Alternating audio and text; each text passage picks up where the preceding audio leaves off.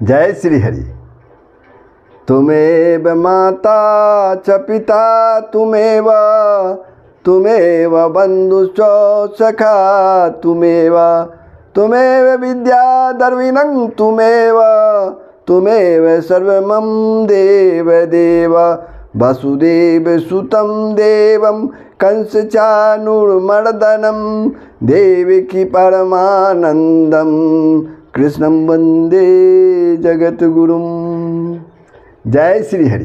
प्रभु, आप सब श्रीमद् भगवत गीता के 11वें अध्याय का श्रवण कर रहे हैं।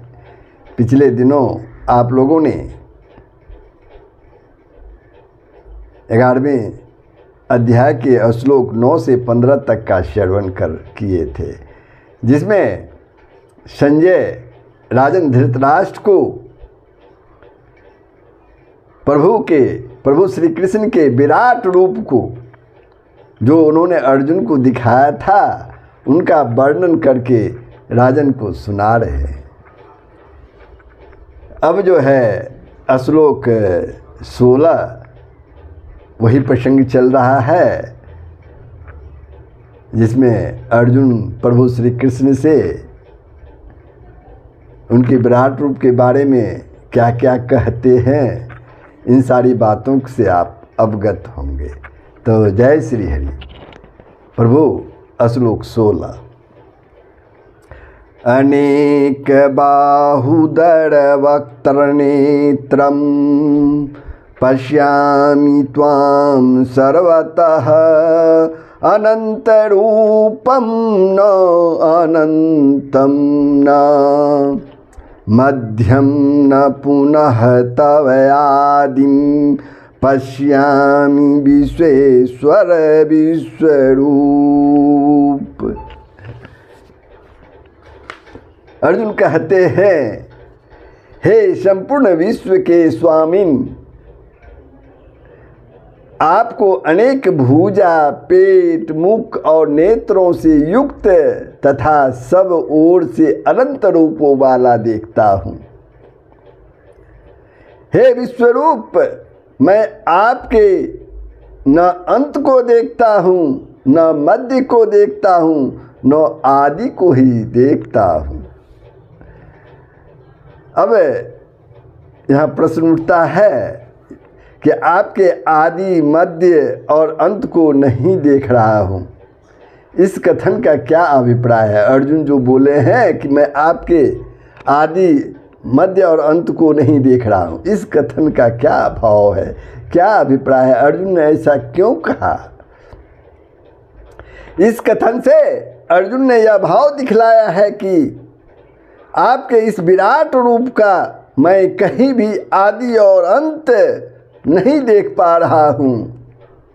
अर्थात मुझे यह नहीं मालूम हो रहा है कि यह कहाँ से कहाँ तक फैला हुआ है, और इस प्रकार आदि अंत का पता न लगने के कारण मैं यह भी नहीं समझ पा रहा हूँ कि इसका बीच कहाँ है, इसका मध्य कहाँ है। इसलिए मैं आपके मध्य को भी नहीं देख पा रहा हूँ। मुझे तो आगे पीछे, दाहिने दाएं बाएं, ऊपर नीचे सब ओर से आप सीमा रहित दिखलाई पड़ रहे हैं। किसी ओर से भी आपकी कोई सीमा नहीं देखती है। अब श्लोक 17। किरीटिनं गदिनं चक्रिनं च तेजोराशिं सर्वतः दीप्तिमन्तं पश्यामि त्वां दुर्निरीक्षयं समन्तात् दीप्तानलर्कद्युतिम् अप्रमेयम्। अर्जुन कहते हैं, आपको मैं मुकुट युक्त, गदा युक्त और चक्र युक्त तथा सब ओर से प्रकाशमान तेज के पुंज, प्रज्वलित अग्नि और सूर्य के समान ज्योति युक्त, कठिनता से देखे जाने योग्य और सब ओर से अप्रमेय स्वरूप देखता हूँ। तो अर्जुन जो है अब अगले श्लोक 18 में क्या कहते हैं उसके बारे में भी देख लीजिए। त्वम अक्षरम परमं वेदितव्यं त्वम अस्य विश्वस्य परं निधानम् त्वम अव्ययः शाश्वत धर्मगोप्ता सनातनः त्वम पुरुषः मतः में आप ही जानने योग्य परम अक्षर अर्थात परम ब्रह्म परमात्मा है। आप ही इस जगत के परम आश्रय हैं। आप ही अनादि धर्म के रक्षक हैं और आप ही अविनाशी सनातन पुरुष हैं। ऐसा मेरा मत है, अर्जुन कहते हैं। अब जो है अव्यय और सनातन विशेषणों सहित पुरुष शब्द का प्रयोग यहाँ जो किया गया है इसका क्या भाव है? जिसका कभी नाश ना हो, जिसका कभी नाश ना हो उसे अव्यय कहते हैं, तथा जो सदा से हो और सदा एक रस बना रहे उसे सनातन कहते हैं। इन दोनों विशेषणों के सहित पुरुष शब्द का प्रयोग करके अर्जुन यह बतलाया है कि जिनका कभी नाश नहीं होता, जिनका कभी नाश नहीं होता, जो नष्ट नहीं होता, ऐसे समस्त जगत के हर्ता कर्ता सर्वशक्तिमान संपूर्ण विकारों से रहित सनातन परम पुरुष साक्षात परमेश्वर आप ही तो है। अब श्लोक 19 अनादि मध्यांतम अनंत वीर्यम अनंत बाहुम शशि सूर्य नेत्रम पश्यामि त्वाम दीप्त हुतास वक्तरयम श्वेतेजसा विश्वम इदम तप्तम।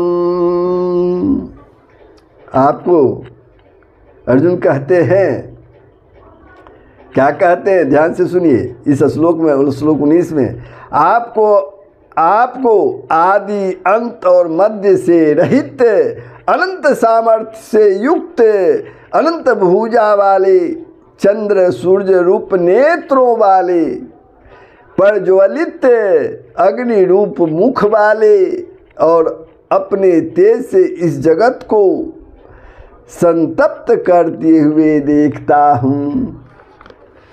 अब यहाँ अनंत बाहुम का क्या भाव है? जिसकी भुजाओं का पार न हो उसे अनंत बाहु कहते हैं। इसे अर्जुन ने यह भाव दिखलाया है कि आपके इस विराट रूप में मैं जिस ओर देखता हूँ, जिस दिशा में देखता हूँ, उसी ओर मुझे अगणित भुजाएं दिखलाई दे रही है। एक और भी पद आया है शशि सूर्य नेत्रम। इसका क्या अर्थ है? इससे अर्जुन ने यह भाव दिखलाया है कि चंद्रमा और सूर्य को मैं आपके दोनों नेत्रों के स्थान पर देख रहा हूँ, आपके दोनों आँखों के स्थान पर देख रहा हूँ। किसको? चंद्रमा और सूर्य को। अभिप्राय यानी अर्थ यह है कि आपके इस विराट स्वरूप में मुझे सब ओर आपका असंख्य मुख दिखलाई दे रहे हैं। उनमें जो आपका प्रधान मुख है उस मुख पर नेत्रों के स्थान में चंद्रमा और सूर्य को मैं देख रहा हूँ। एक प्रश्न और भी है कि अपने तेज से जगत को संतप्त करते हुए देखता हूँ, अर्जुन ये कहते हैं। इसका क्या भाव है, क्या अभिप्राय है, क्या अर्थ है? इससे अर्जुन ने यह बतलाया है कि मुझे ऐसा दिखलाई दे रहा है मानो आप अपने तेज से इसी सारे विश्व की, जिसमें मैं खड़ा हूँ, संतप्त कर रहे हैं। आप उसे संतप्त कर रहे हैं।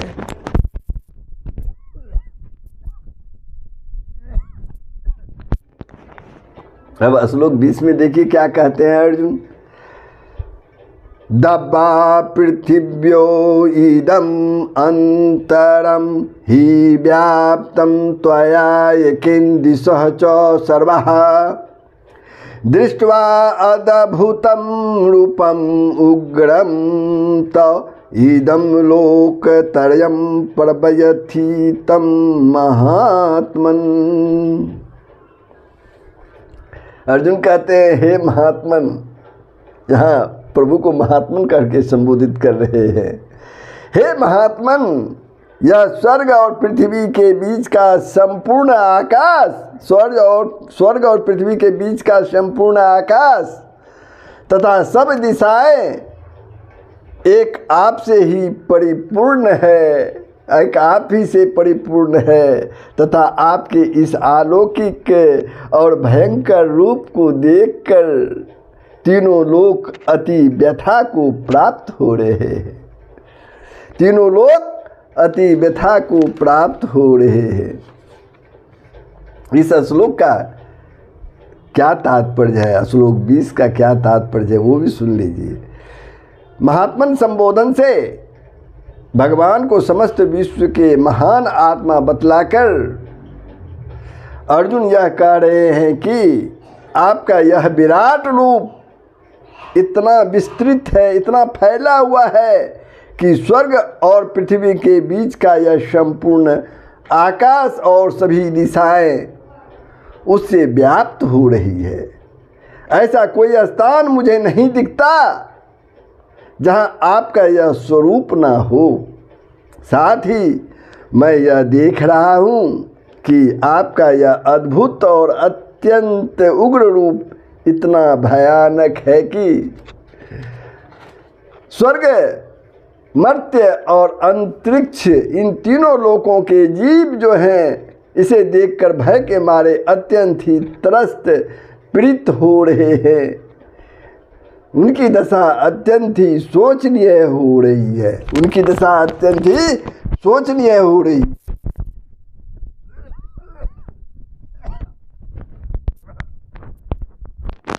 तो प्रभु श्लोक 20 पर मैं विश्राम लेता हूँ। अर्जुन जो उनका विराट रूप देख करके अपना विचार रख रहे हैं, वो सारी बातें संजय राजन धृतराष्ट्र को सुना रहे हैं। अभी यही प्रसंग चल रहा है। तो ये प्रसंग कैसा लगा कमेंट के माध्यम से अवश्य बताएंगे, साथ ही शेयर करेंगे, लाइक करेंगे। अगर सब्सक्राइब करना हो तो अवश्य कर देंगे। जय श्री हरि। सबका कल्याण हो, पूरे विश्व का कल्याण हो।